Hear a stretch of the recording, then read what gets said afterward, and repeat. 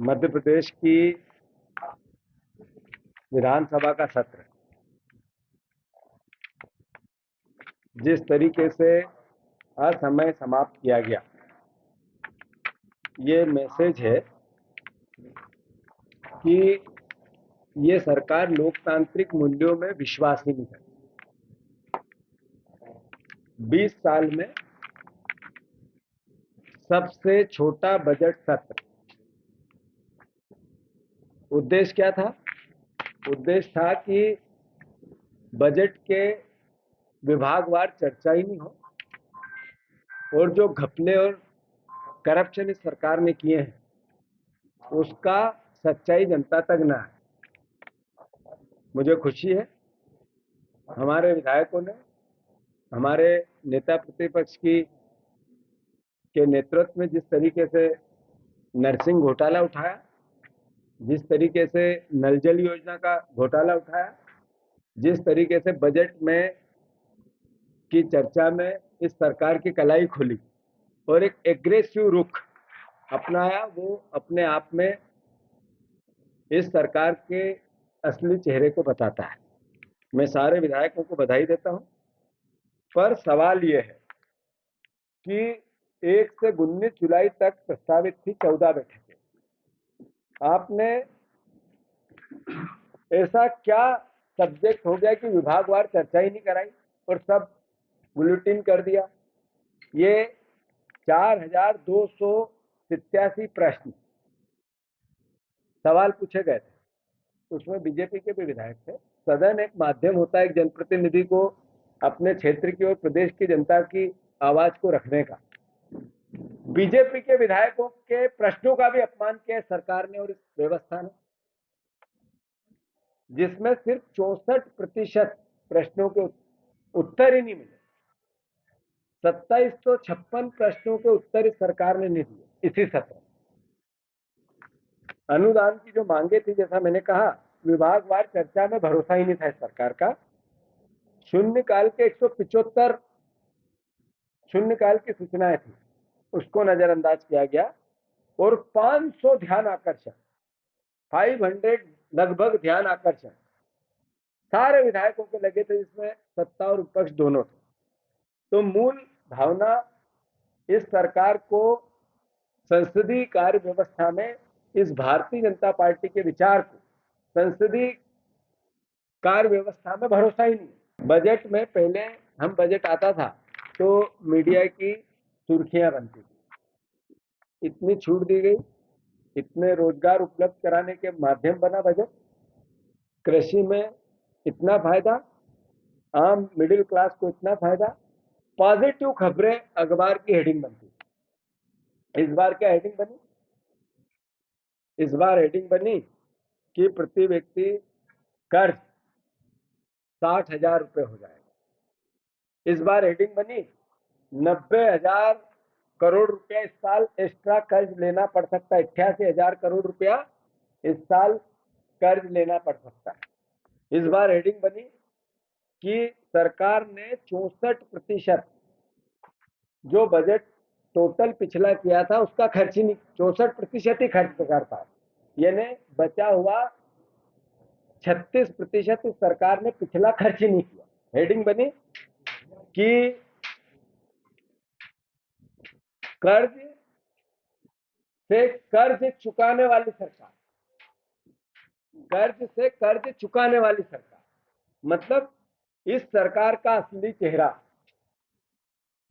सिर्फ, मैं बार बार बोलता था, कर्ज, क्राइम और करप्शन, कर्ज लेना, करप्शन करना और क्राइम को पालना और पोषना इस सरकार का मुख्य एजेंडा था। अब आप देखो कि 2023 की स्थिति में प्रदेश का कुल कर्ज था 3,19,000 करोड़ रुपए, उसमें 2024 में आते आते ये 3,75,000 करोड़ रुपए के आसपास हो गया।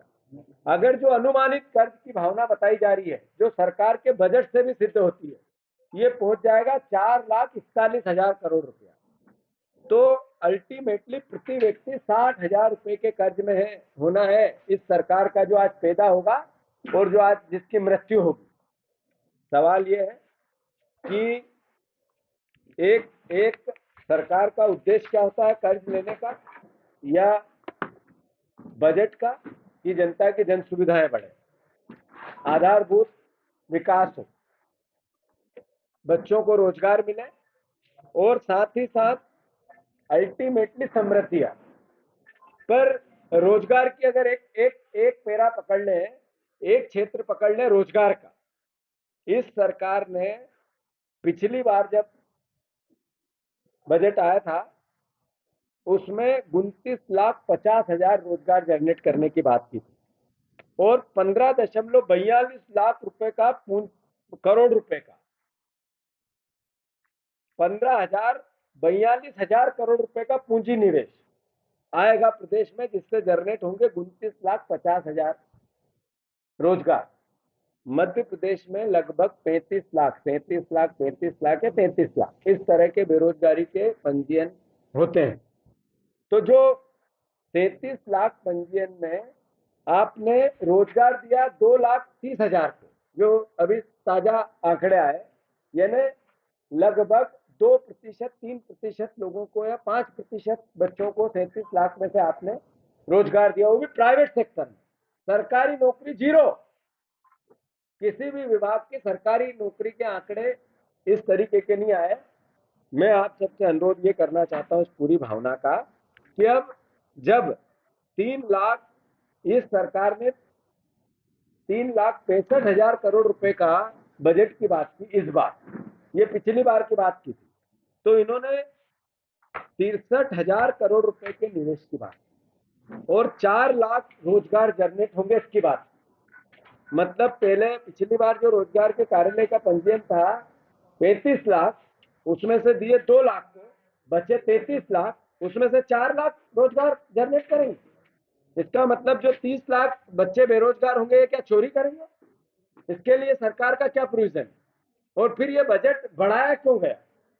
आखिर अल्टीमेटली जब सीएजी की रिपोर्ट ये कहती है कि आप 64% ही बजट यूज करते हो, तो ये इतना भारी भरकम बजट क्यों किया गया? हर बार क्यों किया जाता है? इसलिए कि हम अपनी समृद्धि बता के कर्ज ले सके, इसलिए कि लोगों की आंखों में धूल झोंक के आम जनता को मूर्ख बना जा सके। अरे एक बजट का मूल उद्देश्य होता है, साधारण भाषा में हम समझे, जो परिवार पूरा पालन पोषण जीवन यापन करने के लिए सिर्फ कर्ज पे डिपेंड होता है, तो अल्टीमेटली उसको दिवालिया होना पड़ता है। हमारी सरकार इस नाते दिवालिया सरकार है, कर्ज लेना और करप्शन करना। अब आप देखो, केवल एक क्षेत्र लेते हैं एजुकेशन का, और वो भी सिर्फ स्कूल एजुकेशन का। स्कूल एजुकेशन में ये 2024 में 23-24 के बजट में 42 लाख बच्चों को इन्होंने मध्याह्न भोजन दिया, 42 लाख बच्चों को मध्याह्न भोजन दिया। और सरल करें इसको तो 2010 और 11 में, 10 और 11, 10 साल पहले चले जाओ, 12 साल पहले चले जाओ, 1,06,00,000 बच्चे स्कूलों में थे और मध्याह्न भोजन मिलता था। उस पर खर्च होता था 1,082 करोड़ रुपया। आज से 10 साल पहले, 12 साल पहले, 2010-11 में 1 करोड़ बच्चे से ज्यादा पढ़ते थे और उस पर खर्च होता था 1,000 करोड़ रुपया। इस बार 46,000, 54,000 लाख बच्चे पढ़ रहे हैं, लगभग 50 लाख बच्चे स्कूलों में कम हो गए 10 साल में, 50 लाख बच्चे। ये सीएजी के रिपोर्ट के डाटा, उसमें इनने खर्च किए 1,343 करोड़ रुपए, लगभग 1,350 करोड़ रुपए। बच्चे कम हो गए 50 लाख और पैसे बढ़ गए 400 करोड़। ये करप्शन नहीं है तो क्या है? ये लूट नहीं है तो क्या है? और कर्ज लेके करना क्या चाहते हैं? अल्टीमेटली आप सबसे अनुरोध मेरा इतना ही है कि ऐसे ही जैसा मैंने आप सबको बताया कि एक जो बजट होता है वो बजट होता है आम जनता की खुशहाली के लिए, लोगों के जीवन स्तर को उठाने के लिए। अब इसी प्रकार से अगर हम आगे बढ़ें तो पहली बार ऐसा हुआ कि सीएजी ने सरकार को कहा कि ये जो वित्त मंत्री है घटिया वित्त मंत्री है। ये मेरा आरोप नहीं है, ये सीएजी का आरोप है। आरोप नहीं है, लिखित में है। सीएजी की जो रिपोर्ट आई अभी 3 दिन पहले, उसमें कहा गया कि 23-24 का जो बजट है उसके अंतर्गत इस सरकार ने जो निर्णय लिए, जो प्रावधान किए, बढ़ा के किए, खर्चा 64% किया और घटिया प्रबंधन के अनुसार पूरी व्यवस्था जमाई। मतलब एक वित्त मंत्री को हमारी सीएजी की रिपोर्ट ने ये कहा कि ये घटिया वित्त मंत्री है। मेरा आरोप नहीं है। इस नाते में आदरणीय मुख्यमंत्री जी से अनुरोध करता हूं कि सरकारी एजेंसी है जो सरकार के आय व्यय का ब्यौरा रखती है, उसका मूल्यांकन करती है, उसका निरीक्षण करती है और पब्लिक परसेप्शन या पब्लिक के सामने लेके आती है ये बात कि इस साल किस तरीके से सरकार ने काम किया पिछला वित्त वर्ष में। तो सीएजी की रिपोर्ट के अनुसार, केक की रिपोर्ट में बीजेपी ने कितना बवंडर मचाया, कोयले में कितना मचाया, कितना उन्होंने जो इस पे जो अलग अलग तरह की जो 2013-14 के पहले केंद्र के लिए किस तरीके की सीएजी रिपोर्ट का आधार बनाया था, वही सीएजी की रिपोर्ट मध्य प्रदेश की। तो उनने ये कहा कि ये सिर्फ करप्शन करने के लिए बजट को बढ़ाकर, कर्ज लेने के लिए बजट को बढ़ाकर इस तरीके से बताया जाता है और वित्त मंत्री के कामकाज को घटिया बताया। इसका मतलब है उनका इस्तीफा होना चाहिए। यही वित्त मंत्री थे जिनके शिवराज जी मुख्यमंत्री थे, पर वित्त मंत्री तो यही थे। तो वित्त मंत्री जी, केक कहता है, केक की रिपोर्ट कहती है कि आपको इस्तीफा देना चाहिए और मुख्यमंत्री से मेरा अनुरोध है कि अगर ये इस्तीफा नहीं दे, आप में थोड़ी नैतिकता हो तो आप इनका बर्खास्त कर देना चाहिए। रिपोर्ट का पूरा आधार आप लोगों के सामने है, मैं उस पर ज्यादा बात नहीं करूंगा, पर एक पैरा में पढ़ के बताना चाहता हूं। केक के वित्त वर्ष 2023-24 के अनुदान की मांगे, टोटल ग्रांट और विनियोग के बीच भारी अंतर है और बचत को घटिया प्रबंधन का नमूना बताया गया है। घटिया प्रबंधन का नमूना बताया गया है। इसका मतलब है कि आपका असली चेहरा केक ने बता दिया है।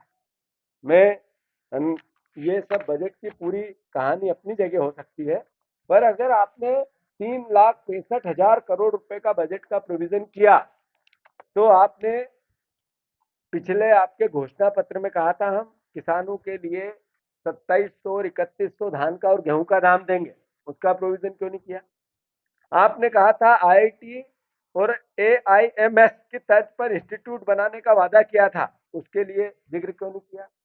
आपने 6 नए, आपका घोषणा पत्र है बीजेपी का जिसमें अभी 6 महीने पहले वो विधानसभा का चुनाव जीत के आए हैं, 6 नए एक्सप्रेस वे निर्माण की घोषणा की थी, उस पर एक पैसा भी क्यों नहीं दिया गया? आप ये बताओ कि गरीब छात्रों को मुफ्त शिक्षा का वादा था, उसके लिए प्रोविजन क्यों नहीं किया गया? मुफ्त शिक्षा क्या हुआ उसका? लाडली बहनों को पक्का मकान देंगे, बजट में 40,000 करोड़ रुपए रखे हैं, 3,000 देने का वादा था। ये एक साल में 40,000 करोड़ रुपए का कहां से पक्के मकान आएंगे, कहां से उनको जो गैस सिलेंडर मिलना था वो मिलेंगे? और क्या लॉजिक है इसका कि आपने 3,000 रुपए बहनों को देंगे, उसका प्रोविजन कैसे संभव हो सकता है? भावांतर की योजना में आपकी नीयत देखो, असली में ये किसानों की हत्या करने वाली सरकार किसानों से नफरत करती है। इसने किसानों के लिए भावांतर योजना में 1,000 रुपया रखा। किसान भाइयों, आपकी भावांतर योजना का कई बार भाषणों में भारतीय जनता पार्टी के लोकल नेता और बड़े नेता और प्रदेश के नेता जिक्र करते हैं।